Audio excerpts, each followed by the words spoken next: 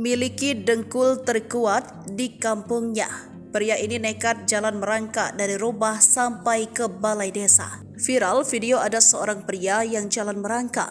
Padahal dilihat dari kondisi tubuhnya, kedua kakinya sama sekali tidak cacat alias masih normal dan sehat. Diketahui pria tersebut bernama Ngatimin berusia 52 tahun yang tercatat sebagai warga Padukuhan Karangnongko, Kelurahan Kemiri, Kapanewon, Tanjung Sari, Gunung Kidul, Daerah Istimewa Yogyakarta. Melansir dari Kompas.com, Ngatimin yang jalan merangkak di desanya itu pada Minggu 12 November 2023. Ternyata sebagai wujud nazarnya setelah jalan di aspal. Ngatimin mengaku nazarnya tersebut sudah diucapkan sejak tahun 2014 lalu.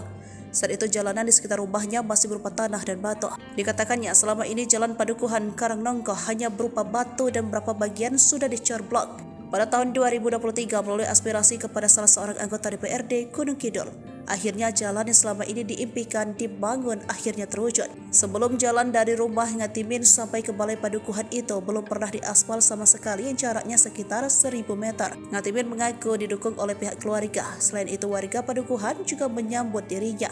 Dari video yang viral itu terlihat antusiasme warga yang menunggu di pinggir jalan sambil bersorak menyambut kedatangan Ngatimin yang menggunakan sandal di tangan dan sambil tersenyum merangkak sejauh 1 km.